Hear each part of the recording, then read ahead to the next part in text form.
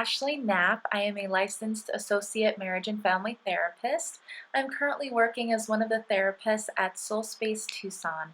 I love working with individuals and families, and I am passionate about helping those I work with to find hope, healing, and personal growth.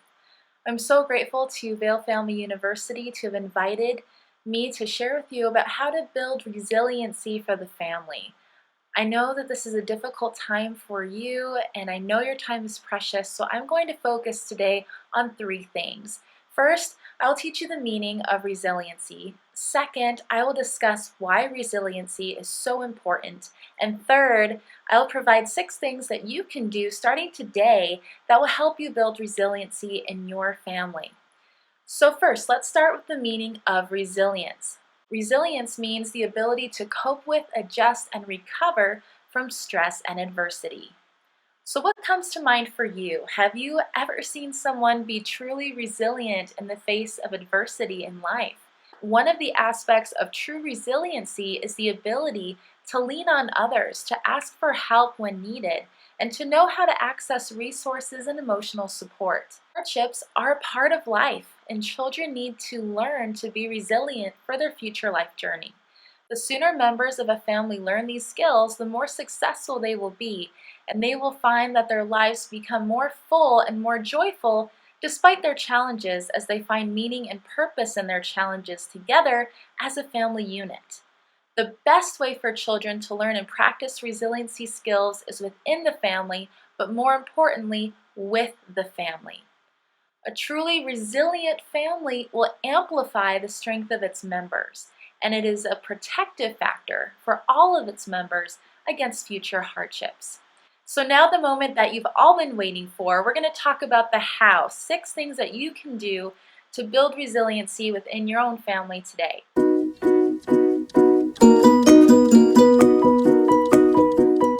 Take a moment and write a list of the most important activities your family needs in order to thrive.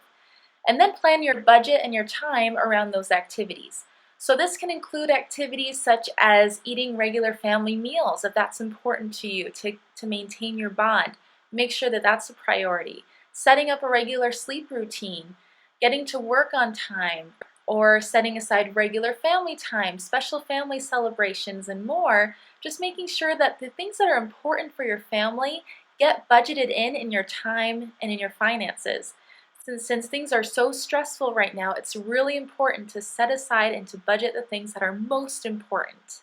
The second thing you can do, this is a family activity you can do called Master the Possible. And what this is you can bring up a challenge that your family might be facing during this time or in future times, and you can put a line down the middle of a piece of paper and say, okay, on this side, we're going to write all the things that we cannot control about this issue. And then on the other side, have your family create a list of all the things that you can control about this issue. And then work together to problem solve around the things that you can control. And what this will do is it will generate a discussion about what your family can do together, build a bond, build that positive family experience around problem solving, so that you as a family unit can build those resiliency skills.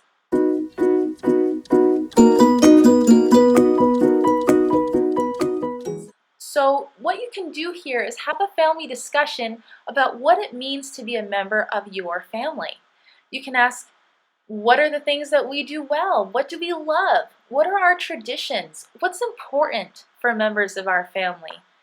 Where do we come from? What are our roots? If you have younger kids, you can work together to draw a family flag, something that you could even post in your home.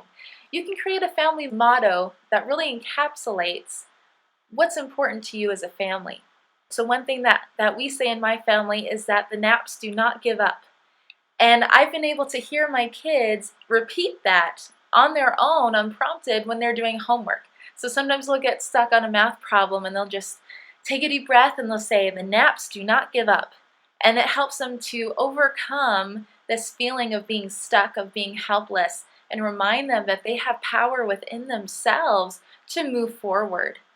So you can think about what's important for your family and what and what your family's strengths are, and use that as a tool for your children and for other members of your family in order to face obstacles head on.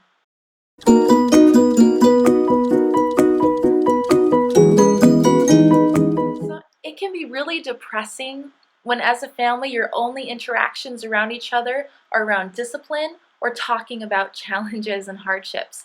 So what's really important is, if you have children in your family, especially young children during this time of the pandemic, to spend one-on-one time with them each day, even if it is 10 minutes. If you can schedule 10 minutes a day for each child where they get to lead the activity, they get to say, okay, we're going to do Legos, we're going to do Play-Doh, or Mom, I want you to play this video game with me for 10 minutes. Whatever it is, whatever way they want to bond with you, go for it. Follow their lead, and you will be able to build a greater bond with them. Secondly, you can play games together. This is a really simple yet effective tool. Games, especially for young children, help build resiliency skills.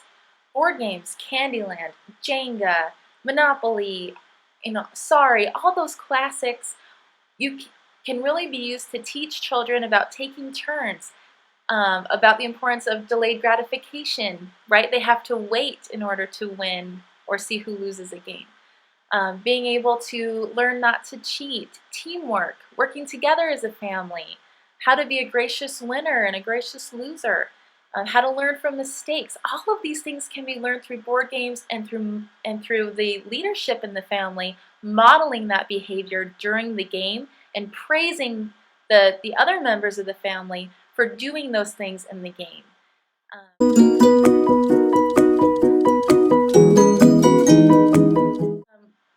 You can have this discussion and ask, what is the purpose and meaning of facing challenges in life?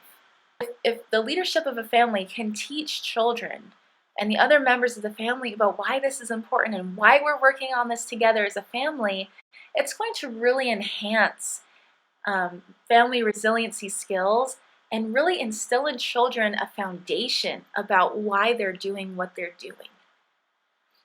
Also, when a challenge enters family life, you can discuss that with children and normalize it and say, challenges are a part of normal everyday life, and we can work together, we can problem solve, we can work through this challenge, and I know it might be sad and it might be hard, but we're going to be here for each other, and we will face this obstacle, and we will face other obstacles in the future, and we can do this.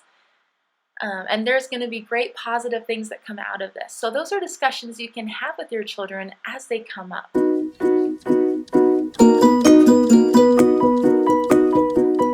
Often when we are faced with an overwhelming challenge, we feel helpless. So what do we do to break that cycle? We do something to not be helpless. We find ways to help other people. So helping children and teenagers learn to focus outside of themselves, to serve others, to find ways to help others who may be feeling helpless, can really break that cycle and build a positive experience for them moving forward in their lives. Model at family mealtime a discussion about gratitude and a discussion about positive thinking. For example, you can ask questions like, what did someone do to make you happy today? What did you do to make someone happy today? And what have you learned today? Have you made any mistakes that you're able to learn from? What talents did you develop? These are all things that you can talk about at the dinner table to foster and build this culture of positivity and of gratitude.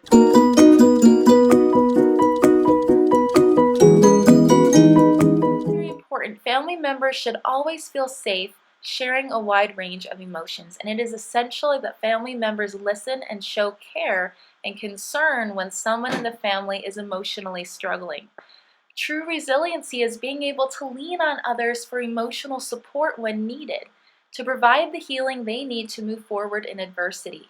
So validating what family members are feeling and sitting with them in those feelings will promote that healing and that support. But ideally, if someone comes to you with a feeling, just sitting with them, validating, I get it, that's real, I know that this is so hard for you. What can I do? I'm here for you. Let's figure this out together. This is really hard. just validating and letting them know it's okay for them to be having a hard time. And that will really help foster healing and promote hope within the family. That is, you can teach children and other family members adequate coping skills. For children, this could be very simple, such as deep breathing. For children, you can teach them to breathe in like they're smelling a flower and breathe out like they're blowing out a candle. Adults and teenagers may benefit from guided meditation of breathing, and you can find that for free on many websites. There's many apps about that. A popular app is called Headspace. You can also use mindfulness tools, being able to focus in on the present. These different things to involve the senses, taste, sight, touch, smell, and hearing, and being able to connect these different senses with positive experiences. That can help them think back to the positive experiences they had with you as a family to build resilience against future challenges.